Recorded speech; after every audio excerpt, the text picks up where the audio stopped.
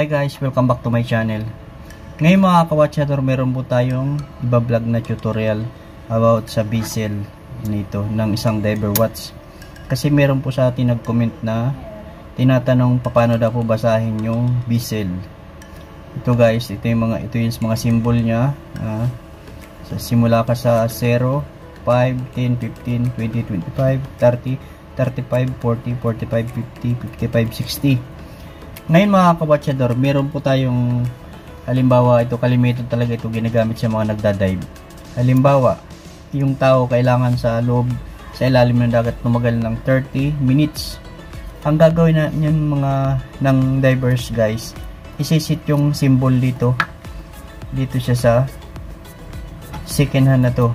Ikutin niya yan, tatapat niya doon. Yan, nakatapat na po sa second hand. Din ngayon guys, para malaman niya na 30 minutes sa bago mag 30 minutes kailangan na siya umalis doon kasi pwedeng maubos na yung oxygen. Pag tumapat na guys yung na yan, in hour hand na yan, itong second hand na ito dito sa 30, ibig sabihin naka 30 minutes na siya. Tapos na yung kanyang oras sa ilalim. Yan. Halimbawa na mo 20 minutes, yan, dito po yung sa tapat na yan. 10 minutes or 15. Yan, nandiyan po yan guys, yan, 10 minutes. Yan po. Yan po ang pinaka paano basahin ang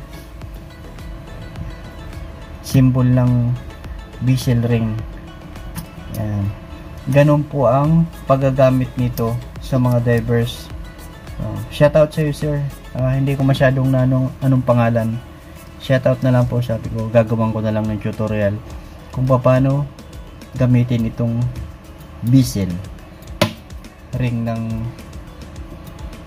diver watch. Kalimitan mo lang po yan. Marami naman mayroong mga ring na maganda talaga yung divers na may rotating na to. Kasi naisisit mo siya lalo sa mga sundalo ginagamit ito. Pag sinabing 100 hours o 13 hours nandun kayo sa location na yon. 13 hours 24 hours dapat nandun, exact lang yun guys. Yan mga kawatchador, bali yun lang po, napakadali lang, sundan nyo lang po yung ating tutorial. Ngayon po siya nag-message, ina po ang kung paano basahin yung